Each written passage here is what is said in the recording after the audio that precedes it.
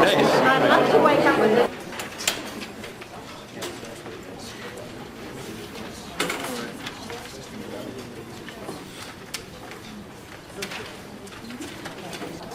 So welcome everyone to Social Media Evening Toronto, or as it's been referred to in various communications, Social Media Throwdown. Tonight's Social Media Evening is brought to you by the Schulich. They're going to be the Social Schulich Alumni Association, but it's just the Schulich Alumni Network. My name is Mark Orlan, and I am a Schulich grad. I graduated many years ago, before Schulich was Schulich, so if you can guess my age, there's a prize after.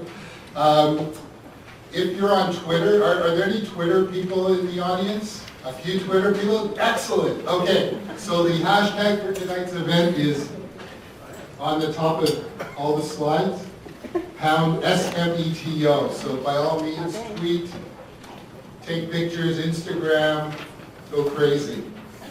Because afterwards, I'm going to put together one of those storifies so that we can go through the night's events. Just a little bit of background. There's my Twitter name, Mark Orlan. Some thank yous that want to go out to the Schulich Alumni Network for sponsoring this, to KPMG for providing this beautiful venue and for the bar, to Social Media Week. So Social Media Week is being held, many of you may know, Social Media Week is being held in a number of cities around the world right now. Our Social Media Week got moved to September in Toronto. So we have to thank the guys that moved it for us having this venue now, because this is a great turnout. Thank you very much for coming. As far as the panelists we're talking about the Queens of Community here, Eleanor and Jayne. So just quick introductions, some Twitter names there, and Kings of Postal Service, Steve and Brian. Okay. What I'd like to do is just, the agenda for tonight is really to start with a few minutes of an overview to set the stage for this whole area of social customer experience, how community and how social customer service come together and people are starting to engage. And it's really just a few minutes. And I want to get into the panel discussion for most of the evening, and then we'll open it up for questions and then do some networking again. All right, so before we start, I just want just a couple of questions. So the people that use Twitter, could you put your hands up again? That's good. That's about, what, almost half the group. Facebook, people who are on Facebook. Everyone's on Facebook. Now, how many of you use these media regularly? Are you using them regularly, or are you just don't? Okay. Okay, so most of you do. How many have tweeted out, of the people on Twitter, or even Facebook, how many of you have tweeted something out about some type of service issue? You've been unhappy with something. All right, and have you had your issue resolved? Yeah, or has it been resolved? Has it been ignored? Have you had to wait for a long period of time? Social media is not going to save your business, okay? Hostess, you know the Hostess brand, had 400,000 likes on Facebook, right? Where are they now? Right? Why are companies using social media? Can people why would companies be using social media now? Any ideas? Yeah? Well, so you know what people are saying about your company. So you know what people are saying about the brand, the company, yes? So branding, marketing research, you will get customer service. Market research, customer service. Why should they be using social media though? I guess that's the question. Why should companies be using social media? What's at the core of all of this stuff? Yeah? Brand visibility. Brand visibility. Yes? Brand loyalty. Loyalty. Through loyalty, we're building trust, aren't we? Aren't we building trust with the organization, right? And one of the fastest ways, again, of building trust is through social media. Do you know what people said is the most important action to building trust in a company? Listens to customer needs and feedback. So customers are telling brands that this company is not listening to me, or I want the company to listen to my feedback. I want the company to pay attention. But historically, and especially in social media, brands have been pushing out, been broadcasting marketing messages. At the end of the day, what's very important for companies, and on social media as well, is the experience that they're providing to the customers or whoever's engaging on social media. It's that experience that differentiates one brand from the next, because otherwise, everyone, you know, all your products, your services nowadays are commodities, aren't they? Right? So what's creating that differentiation? We have to create these wow moments, these moments in social media even, that set us apart from other organizations that people remember now and they tell their friends about, and then that starts spreading on social. Thanks very much, Mark. Good evening, everyone. Pleased to be here this evening. So a little bit about me first. I've been with Canada Post 5 years. I'm the Vice President of Customer Relations. We have about 300 staff in customer relations for Canada Post. We handle about 3.5 million calls a year, which is our traditional customer service channel. Well, the company is undergoing a massive transformation, and needless to say. Many companies and many businesses out there today are being impacted by the digital world, and Canada Post just as much as any, I guess, and maybe not as much as some. But Hi everyone, my name is Eleanor Elliott and I'm the Director of Digital Capabilities for Harlequin. I've been with Harlequin for 14 years and I've actually been working in social media before social media was called social media. I started almost 20 years ago. I worked for Microsoft and I started as a volunteer hosting some of their chat rooms and their brand new MSN. We've been doing community at Harlequin since '99. So that part's not new to us, but consumer expectations have really increased. What they expect from a brand has changed a lot. So the story is quite similar. How can we use our ability to directly communicate with customers to increase their loyalty? I've said before that our social strategy is not a new strategy. It's actually quite an old strategy for Harlequin. It's just the methodology has changed. Thank you. And Brian, just shifting to you now, the difference between what Harlequin's done and what you've done, I mean, they've been doing this for years in the community space. You're just new into the social customer service space. Maybe you can just share with the group, first of all, some of your background and then how that looks. I can throw a slide up as well. Okay. Thanks, Mark. So I've been with Canada Post now for 9 years, and I've left and come back. And that time that I left actually made me more aware of kind of where we need to go with social.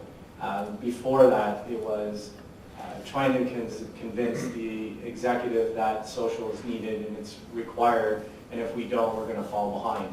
And it all started with our CEO at that time, which was Moya Green. And she came running down to me saying, "Got to get these YouTube videos off of me, and I don't like them." And I said, "Moya, no, you can't do that in this world now. If you do that, you'll probably get more backlash than anything." And it all started from there, and she said, "Okay, now just give me analysis of all those videos and then develop me a strategy so that we can protect ourselves." So from there, we progressed through. And at the beginning, it was all about educating our workforce what social media was all about. And with such a large workforce, and at that time it was 72,000 people, that was the task of me to get them to comply that their The lines between professional and personal are no longer there anymore. What you say inside can be outside.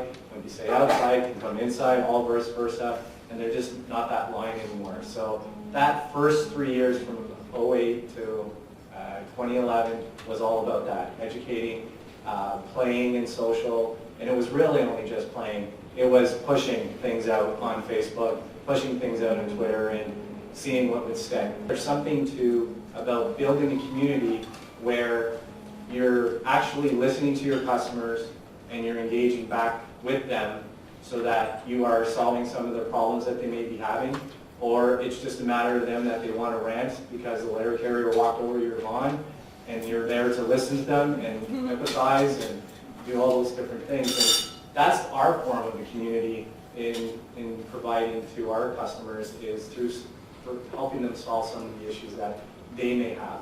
And there are plenty of them, and we do see a lot of them.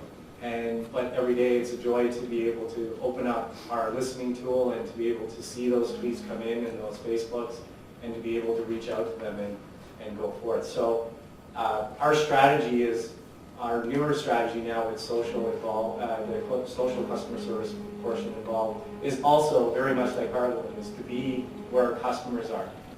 So I'm going to move to Jayne now, who's the community manager for this wonderful community. Quite impressive. Anyway, go ahead, Jayne. Well, we'll get into the argument as to whether community and social media are actually interchangeable terms. I would argue not, but what I will say, just to build off of what Eleanor was saying with respect to Harlequin and being where women are, Romance Writers of America, which is a large organization in the U.S., does surveys, and according to a recent survey, 53% of mass market paperbacks published are romance novels. Clearly, we have a lot of people who read our books, but at the time when we launched our community in 1999, there wasn't actually a central place for them to gather and talk about the books. There were other communities online, but what tends to happen, unfortunately, or fortunately, is that romance readers are somewhat unique, and there are people who look down their noses to a certain extent. There's a stigma around reading romance.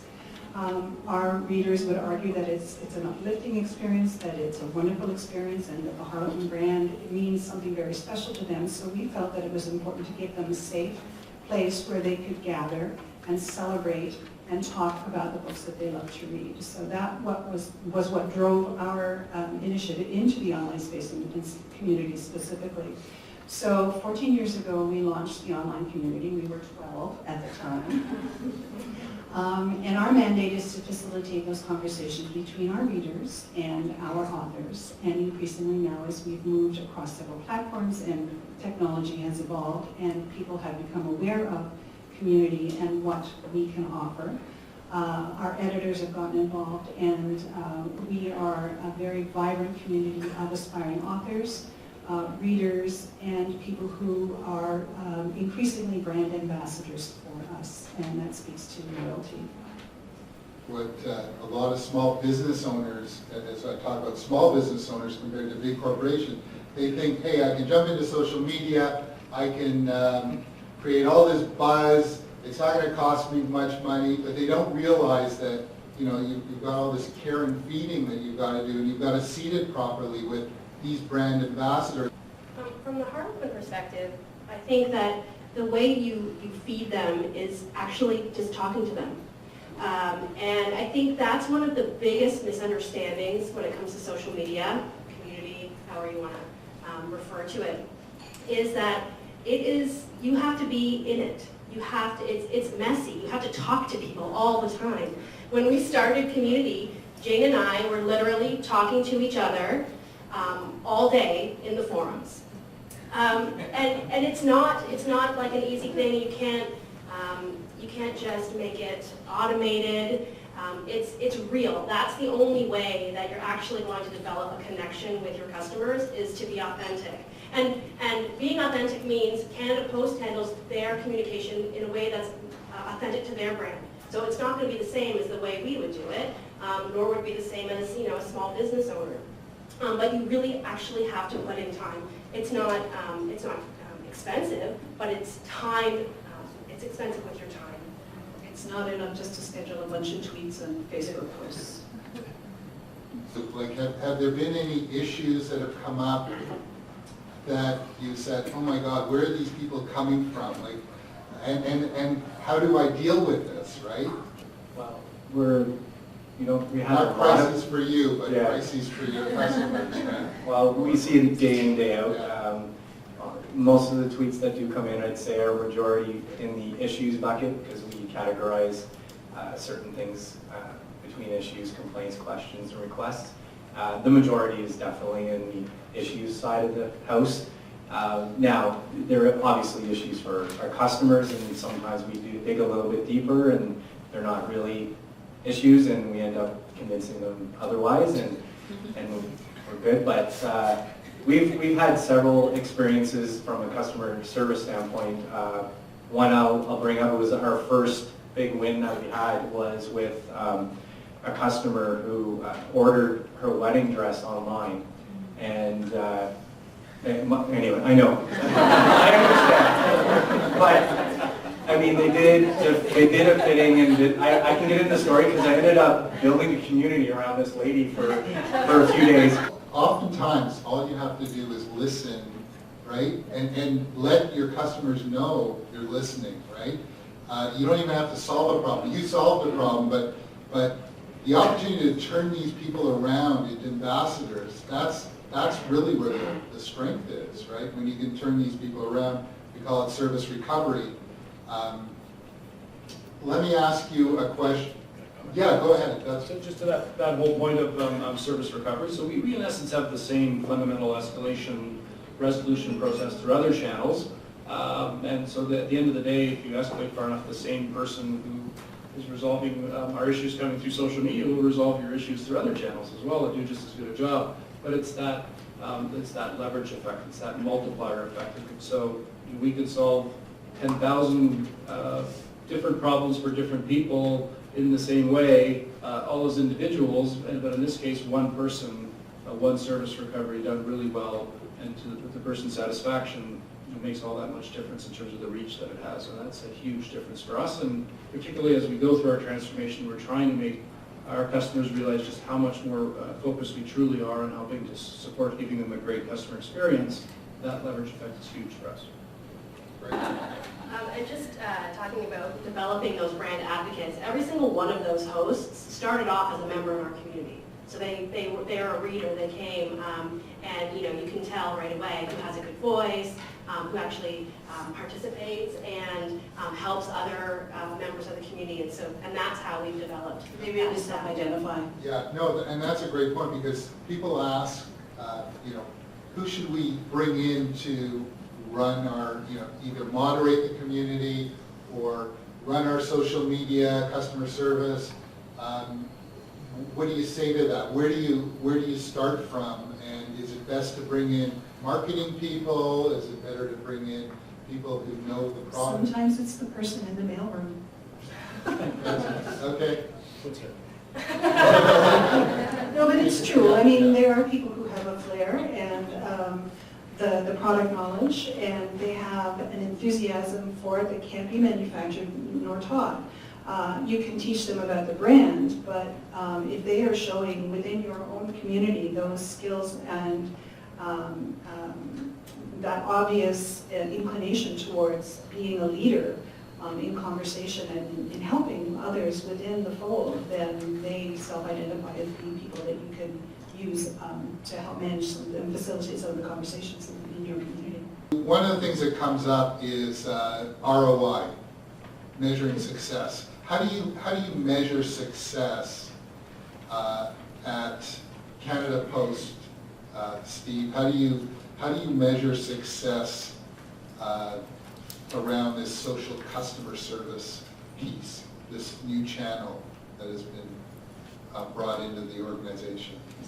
So it's to say we're still in the early stage of developing robust measures, but ultimately we have a very strong belief that one of the measures will be that we feel we can manage customer interactions, customer issues, and customer resolution more efficiently via social media, ultimately, than we can through traditional channels. And so either through more efficient use of the online tools and the individual interactions, combined with the multiplier effect of preventing other customers with similar issues potentially from calling because of that effect. So the call deflection really becomes part of that ROI. Okay. And so that becomes a big part of it. And then combined with the customer satisfaction and the improved customer experience that we're able to offer as well. So they both become important measures.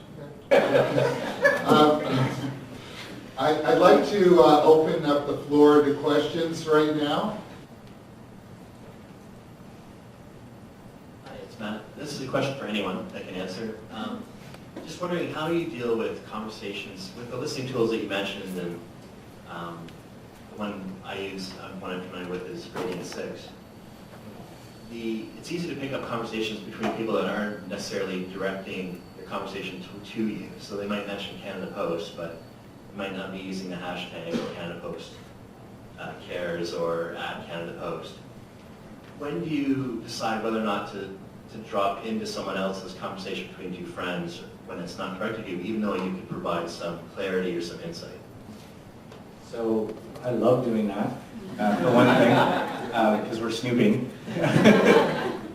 No, actually all the keywords that we have put into our system it's not necessarily the @mentions or the hashtags, it's the drop of Canada Post that we'll pick up, and my team's trained to not so much quickly provide a response, but to analyze what's being said and what the whole conversation is about. So the beauty about these tools is you can see kind of the line of sight of everything that's being discussed, and then you can interject. So when we first started the social customer service, we were in a very reactive mode. So we were waiting for people to say, I need help.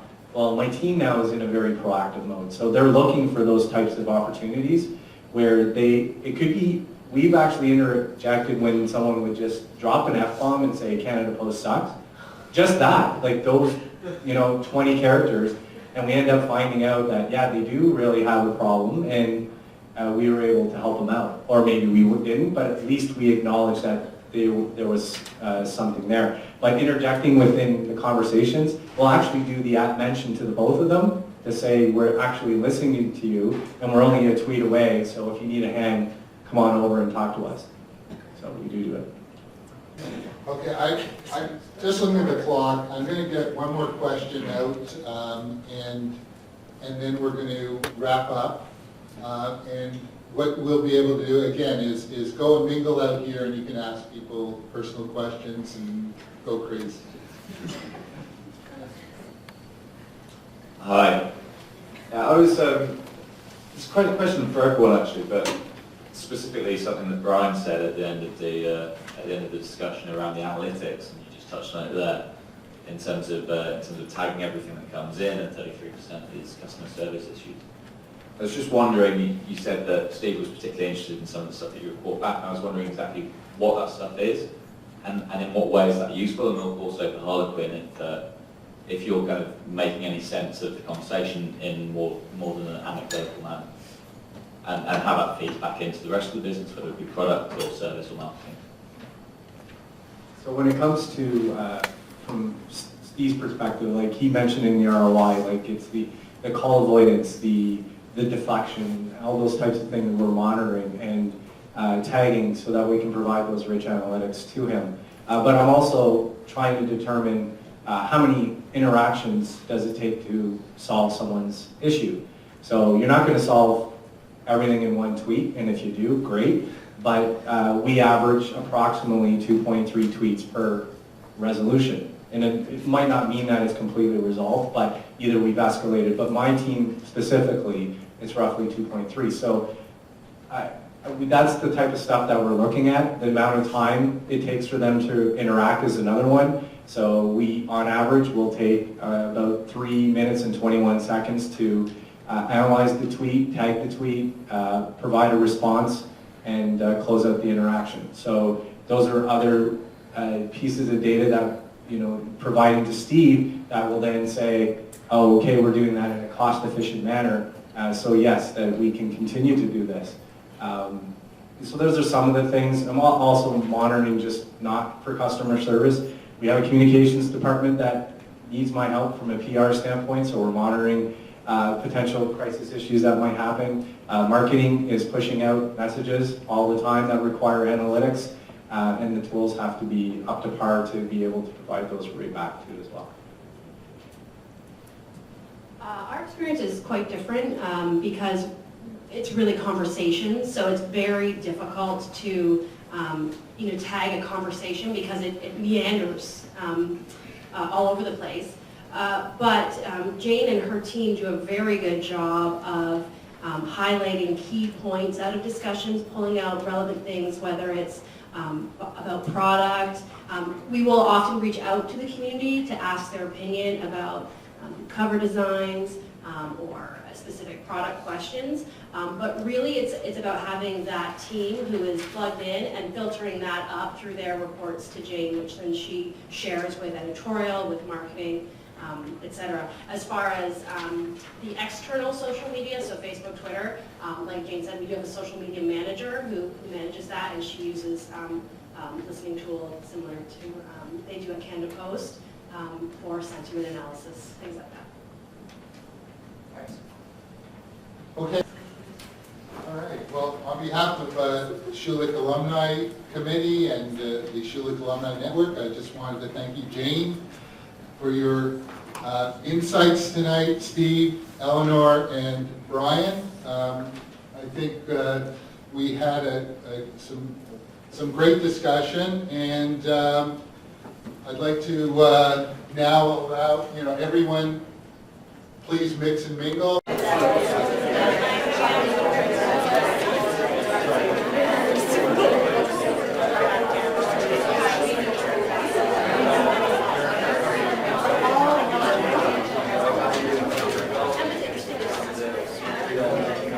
How are you? Is it your first time here? Yes.